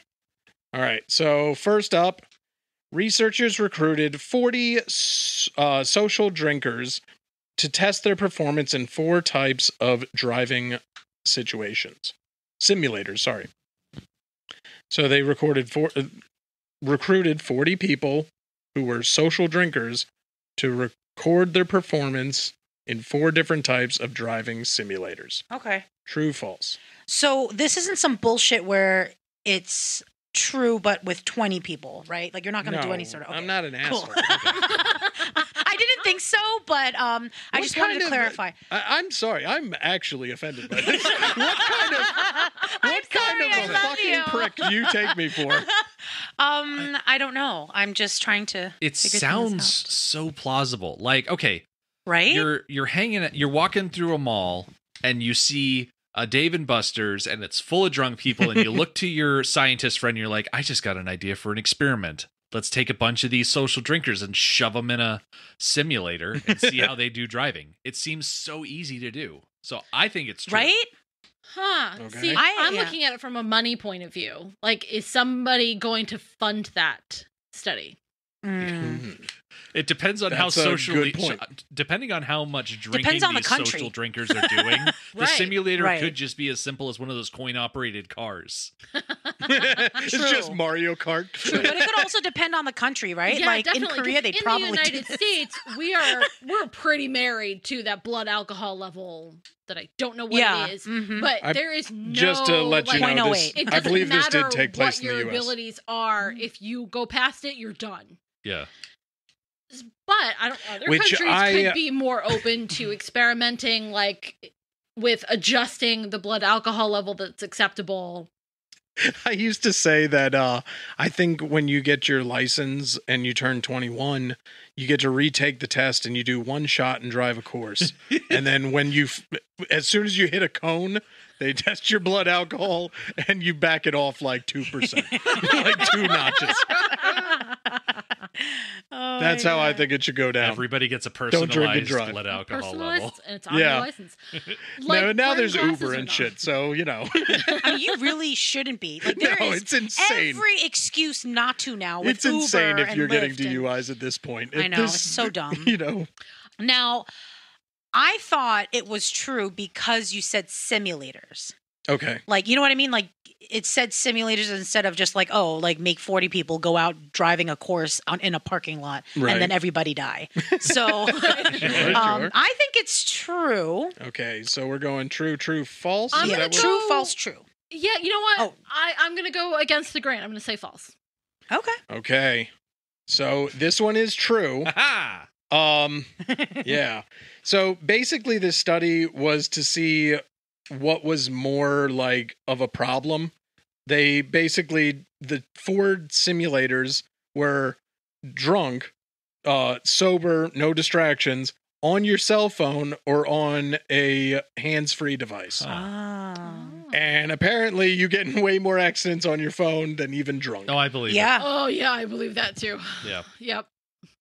I remember I had to take a driving course because they made me, and they said that talking to Court somebody, mandated. like talking on the phone or talking to somebody Even in the car. for 10 minutes, in the car for 15 minutes is the equivalent of 30 seconds or something of closing your eyes while you're driving. Oh, jeez. Oh my goodness. Something like that. Well, that's not the right number, but like it was shocking. Like that's why I to this day will still yell at Tom because like he'll try to like get into this like deep conversation, and like I'm just like, look at the road, don't talk to me. Driving is boring. Yeah, I definitely Driving make is more boring. dumb driving mistakes when there are other people in the car than when I'm by myself. Like I'm Yeah, driving no, with 'cause you get people, and I'm like, distracted. I promise I'm not a bad driver when I'm by myself. It's because I'm talking. When no and one's I'm not looking, paying as I'm much great attention. at this. Oh yeah, for sure. I'm the same way. Like you get distracted easily, especially if you get into a really good topic. You know what I mean? Yeah. It's not just like pleasantries. It's like you're actually passionate about what you're talking about. Then like all bets are off. Miss all You the start exits. using your hands and stuff. Okay. Next up, 2 scientists from New England worked on a study for several years to find a quote-unquote cure for death. They hypothesized that with the right medication combinations and electroshock therapy, they could bring back the recently deceased. Even after a small amount of success in animal subjects, the study was shut down before reaching human testing. True, totally true. True, false. I don't know. It seems like you're reading the inside coverlet to Pet Cemetery. It's set in New England. You're bringing animals back to life. I'm going to go false on this one. I don't like it. Okay. It almost sounds like the synopsis for like a very vague synopsis of one of the movies we watched. Which one? Which one are you talking the about? The one with the head that goes and tries to do the cunnilingus thing. Reanimator. Yes. I haven't actually Doesn't seen it? that one. So I've seen So other what, people talking about it. it's a fun one. Even though It's you insane. you explained it in the most horrifying way I could possibly imagine. Really? But it's a fun movie overall. How? Okay, wait, stop. How do you explain that in a good way? I don't know. So should I have said, Well, when you the just- the decapitated head is gently placed in between a woman's thighs? Like, wow. No. I'm just saying you really narrowed in on the one horrifying That was the scene. only thing I could think of that I knew you would know immediately. okay. Because everything else is like zombie, this, that, you know? All right, so Dead, what's dead. everybody's answer? Sorry. I'm going to say false. False. Yeah, so it's the opposite of last round. Yeah, I'm gonna say true. False, true. Maybe I'm not very good at this game, but I think that's It's true. okay. It's okay. None of it matters. And lucky for you, none of it matters because it is true. It is false. okay. It is? Yeah, it's Yes. definitely loosely based on the That Reanimator. sounds like something like not modern. That sounds like something where like you'd have two Puritans like, oh, they have come to affront the face of God or something like that. They show up with literal torches and pitchforks. Well, Thomas Edison Yeah. did electrical experiments on animals, That's Yep. very true. Yeah, but Yep. like he was a Didn't you dick s- about it. right? Didn't you see that episode of Bob's Burgers? When was he not, though? Yeah. I will say, When was he not? Michelle, extra points, Michelle, for me actually remembering? picking the movie. I Yeah. know. You Aren't actually you hit the nail proud? on the head. I know. I never remember anything. Super proud. All right. So researchers use severed forearms from 8 male cadavers. Each arm was mounted on a wooden board and suspended from a pendulum. Ew. So the hand could strike a padded surface with force when balled into a fist or in an open-handed What slap. the fuck does that mean? What? They tied severed arms to boards. They pendulumed them into a thing. Why? For what? What was the I purpose was of say, this? is there a hypothesis they were testing, or was this just shits and giggles? So the hypothesis was... Did they write down their findings? They wrote down their findings. Do they talk into a microphone and record things made with their voice? True, false? No, I don't. That's it? That's all I'm giving you for now. What? Yes. Okay. So I'm going to go with true because I know that there are body farms where they run experiments on cadavers and bits of cadavers. I know that that's a thing. And I know that the things that they do there can sound very gruesome to, everybody else. Mm-hmm. To not anybody but Dr. Mangala, Yeah. apparently. So I'm gonna go with true. So you two should probably go with false, and then you can be right. Well, I'm going to go with Julia, but not because of that, Okay. but because of what he said, because I'm always trying to figure out how he's mind-fucking me. He said that was all he was going to say for now. So there's more. Which tends to mean that it's true. There was more in the last one, too. Yeah, it could be a plot to a movie. What a dick. I'm just saying, yeah.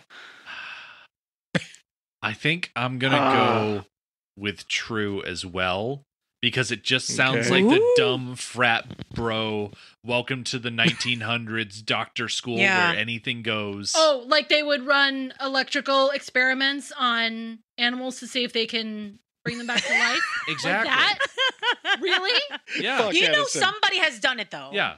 It's just, he was just very specific about the New England and, it was ended and all that. I don't think they've done that at Harvard and Yale.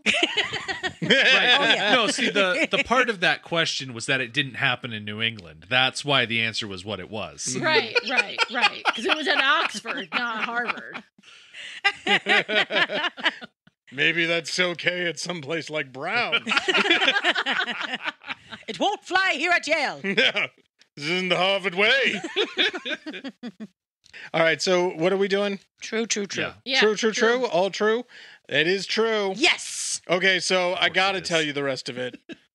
Okay, so apparently there was like a couple of scientists that were hanging out and they were like, hey, why are apes' hands wacky and, bigger and longer than human hands, but we have bigger thumbs? That was their start. That was their jumping off point. Oh. And then one of them, the hypothesis was maybe for dexterity, but also for fighting. Like, we can now, like, it was like we evolved to, like, be able to make a fist and punch. And many years later, we finally reached the apex of that research with Godzilla vs. Kong. Where Big Monkey used big fists for punching Big Lizard. It all makes sense. It all tracks. I'm telling you, this episode is all about everything coming full circle. Right. Mm-hmm. Everything. So, yeah, apparently they chopped a bunch of arms off of cadavers, tied them to some wooden boards. This is why we can't cure motherfucking cancer. You get this, right? This is why we don't have the cure for the common cold. Okay. Because of dumb shit like this. So the big takeaway here was that, if you punch, it's 55% more force than if you slap.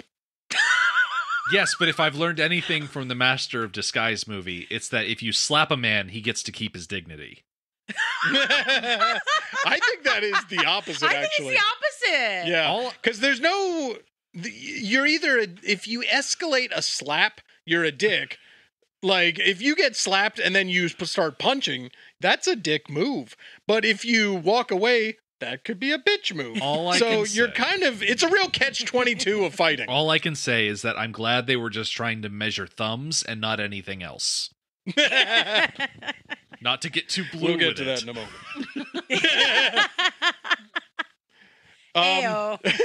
Oh, you want to get blue. All right. Oh, boy. Doctors injected into a woman's skin a tiny bit of semen. Ew. 4 hours after her boyfriend had eaten Brazil nuts. Why? Oh. Is she allergic to Brazil nuts? I know. Okay. I know something. And I'm not sure. I don't want to share it. I'm going to go last. Oh, Okay. because you think you would last. give away the answer? Just because I know something doesn't mean I know the right answer, but I know something. Because I'm gonna say true don't have 'cause a it great sounds track record insane. with this game, but I know something about this subject. I got I something. feel like this is true because Tom would not be in the right mind if he made this shit up, like somebody's semen going in under the skin. Make it. I didn't make up the last one either, though. It was just copy and print. I don't remember a movie about somebody injecting semen into a girl's skin, so I'm going to say true. We just watched a movie about zombie blood being injected into a girl's skin. I like the angle of different. testing for allergies, so I'm going to say true. Yeah, it sounds like a allergy test type of thing, because also there was a study done a while ago that said that like anytime a man put his semen inside a woman, their DNA would start to change and mingle with the man's DNA. Wacky. So every partner that you have had enter you get a little bit of that person. Isn't that weird? Wacky. It's like Zachary Quinto's character in Heroes, except with semen. Except way dirtier and kinkier. So I'm pretty sure that this is true because I know that was a thing. I don't remember when.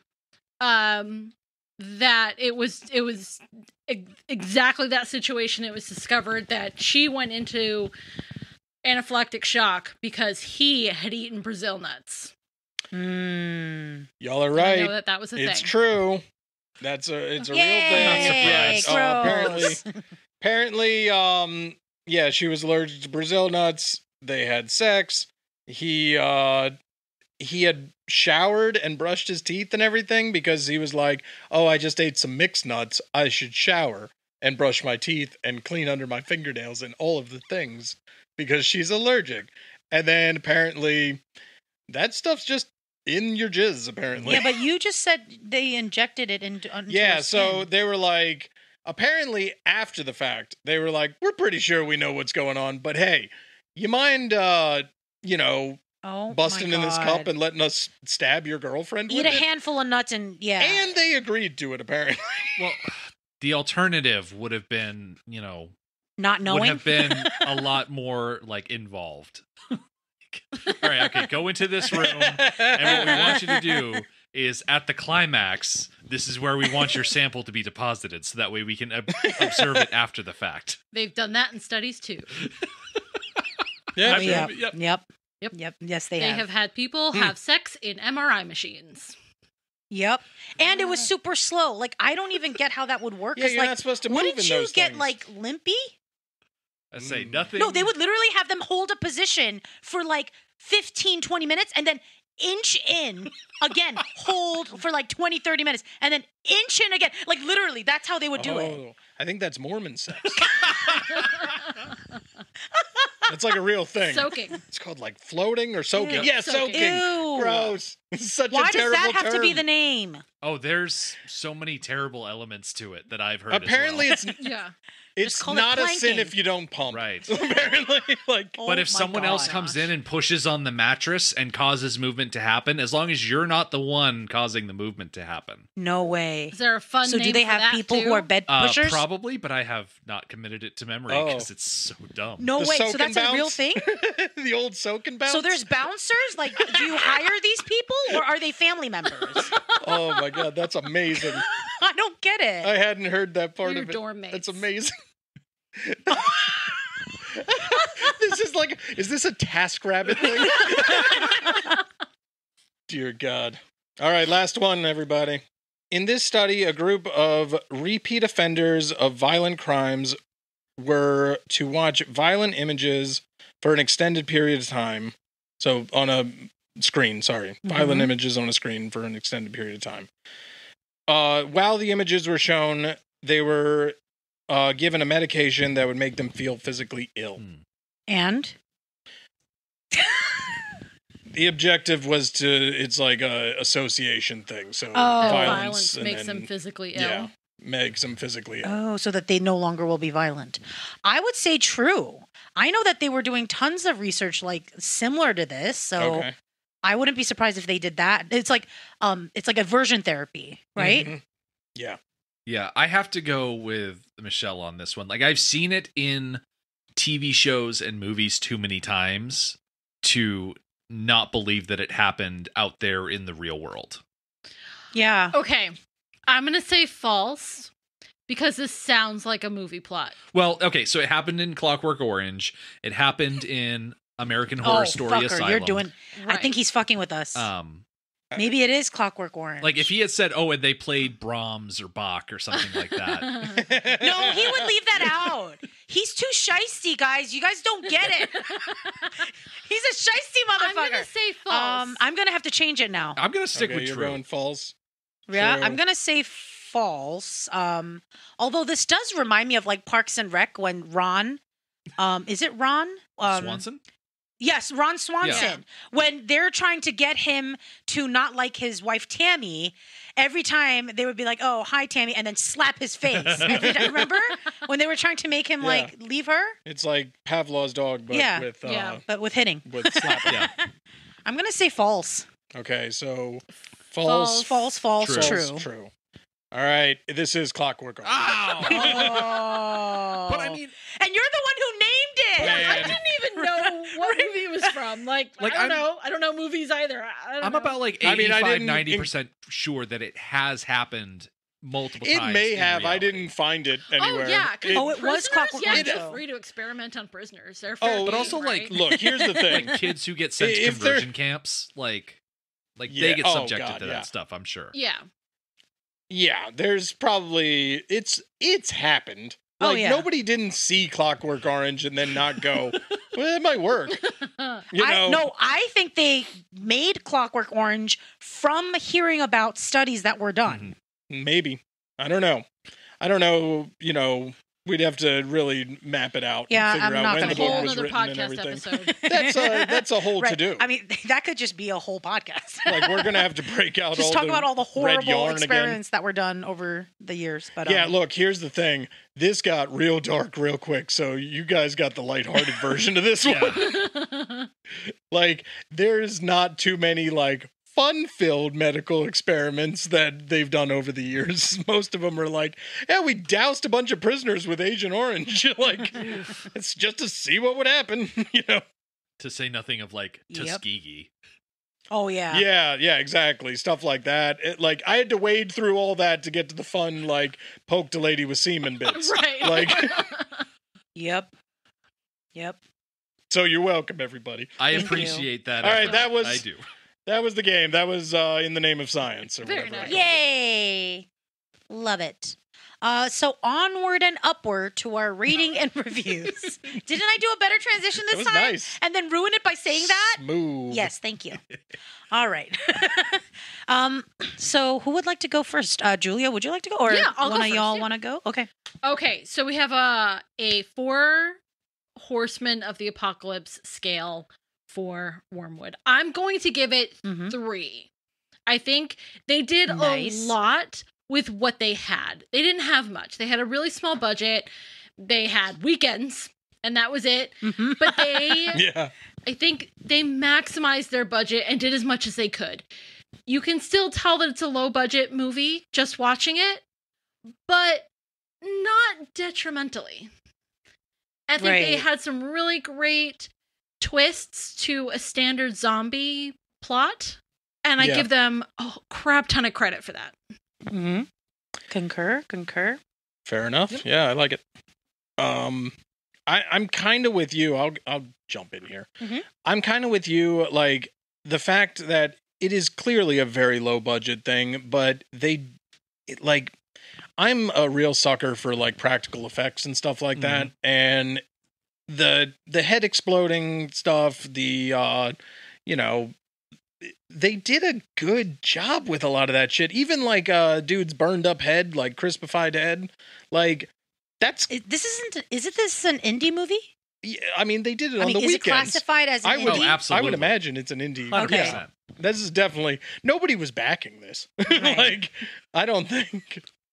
So yeah, they were like I don't know. The fact that they did it on weekends like in, you know, whatever in between some other shit and they pulled it off this well, like it definitely gets a lot of credit.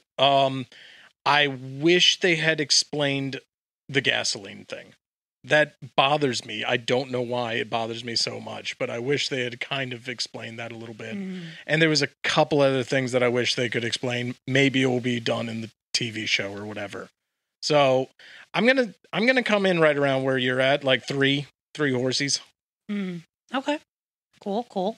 What about you, Rick? I had such a difficult time ranking this because I really appreciate the practical effects, the creative thinking in the script writing, the execution of it on such a shoestring budget. What really pulled it back for me was the lack of real explanation as to what the bad guys were all about. I also felt like they swung wildly tone-wise because you get these awful, heartbreaking scenarios at some parts of the movie, but then at the same time, Frank and Benny are really funny characters, and so I appreciate those elements of levity that break the tension a little bit, but like I'm trying to think what kind of mindset should I be in, and I kept going back and forth, and I was gonna give this movie a 2 out of 4 horsemen, but the more I thought about the good parts, the more I thought about the things that they really solidly pulled off, I gotta give it a 3 out of 4 just for the sheer effort that went into this clearly labor of love. Yeah, and that's the other thing too, not to like interject too much, but like they were taking some big swings, and I appreciate a big swing, like the zombies being fuel. She can control zombies because of zombie blood magic, I guess, and like all these things, like they really like tried something new, which I appreciate. Like it might not have landed perfectly, I don't think, but it's like A for effort for sure. Yeah. When I first started this movie, I was not home because I was helping my sister, taking care of, my niece. So I forgot what kind of movie we were watching. And usually that's the best way because I shouldn't expect anything. Yeah, you should go in blind every time. As soon as I saw the first 3 minutes, I was like, oh shit, this is an indie.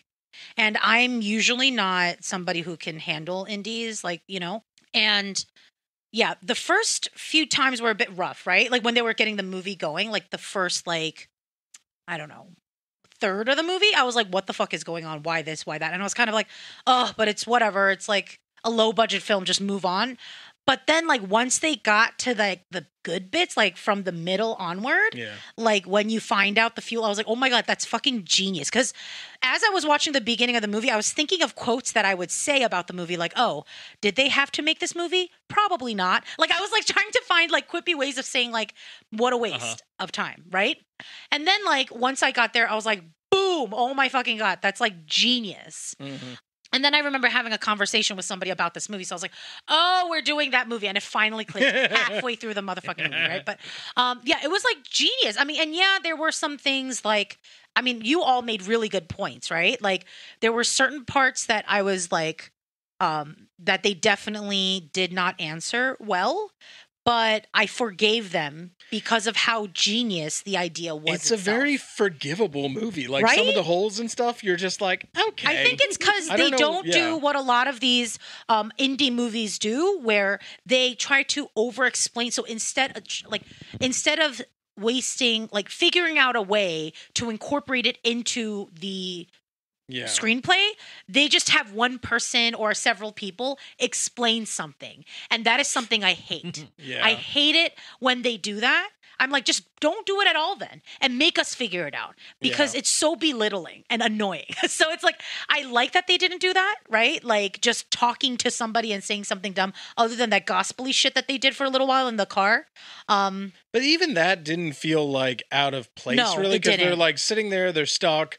And he's like, hey, I've read the Bible once or twice. Maybe this is what we're dealing with. Yeah. And there were stupid things. I mean, I wish they didn't make the one indigenous person seem stupid, to be honest. He was funny at times, but they made him seem like a dumb fuck for the first half of what he was in. And that kind of rubbed me the wrong way a little.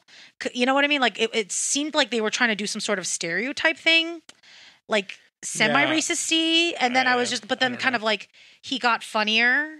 Yeah, I think the idea was that he was supposed to be comic relief. Like he was supposed to be the kind of but you could be goofy funny character. and not be stupid. Yeah, That's there were true. times when he came off as dumb. Yeah, but he was the one who sacrifice or offers to and sacrifices himself. Yeah, for the good of he everyone. saves the day. Yeah. Yeah, so I wish they didn't make him so stupid and more funny. Yeah. You know what I mean? I mean, he got funnier at the end, but like in the beginning, I think it he's was supposed to kind be of the annoying. lovable goofball of the movie, but yeah, you're right. It is kind of like I think. Well, And- and also it's because it's like this era, right? Like, Yeah. I don't think it was meant to be that way, but like in this era with what we are dealing with, it kind of rubbed me the wrong way. But other than that, like I don't think I'm most hoping of that's his not lines were probably written for the other dude that got his head split, though. true. So Maybe, but who knows? Maybe they were writing the script on Fridays and then shooting on Saturday, Sunday, like parts of the screen. So could be a thing. yeah, but I mean, I really liked the movie. Like, I mean, and like I said before, I am obsessed with anything related to mind control. So the fact that she was able to mind control zombies, like, I don't think I've ever seen that. Maybe one. No, I don't think I yeah. have. I feel oh like my that's God, it pretty was new. amazing. I loved it. Mhm. I loved it. I mean, she kind of overdid some of the parts, but again, like that usually is normal for the indie flicks that I've watched, so I forgave that as well. I guess I would go with the 3 horsemen and a snout. Okay. Yeah, so like a 3.2. That's fair. I just wanted to, you said like you were kind of like not super into it at the very beginning Yeah. or whatever. I thought it actually, the opening was like great how they did it because they had Benny like telling his Yeah. story about like, yeah, and then my brother turned or whatever, blah, blah, blah. And then he looks over and he's like, hey, how about you? You got any stories? Like, I killed my wife and daughter today. I don't know how to turn that into a story. Yeah. And you're like, God damn, like that Oh, yeah. that was a strong opener. Right. The big oof. Yeah. Yeah. I mean, I think it was just mostly not that part for me. It was just like after. So between that and then, you know how like they show the shooting part and then they skip back almost. They go backwards. Yeah, yeah. That backwards time to before they get to the garage. That part was when I was like, oh my God, this is just another zombie movie. I gotcha. You know what I mean? Because it kind of started out that way. And I was a little like, stereotypical. yeah. So I was like, oh, did they have to do this again? I should tell I see Tom, what you're like, saying, we yeah. need to take a break from zombie movies for at least 2 months. Like, Jesus fucking Christ. How many more times can I watch a different version of Walking Dead or Train to Busan? And then, like, it started going, I was like, oh my God, this is fucking genius. So, yeah, I mean, I really enjoyed it. Yeah, we never watch like zombie movies because when we like watch post-apocalyptic stuff in relation to like for our extra content, like we're on Patreon and stuff.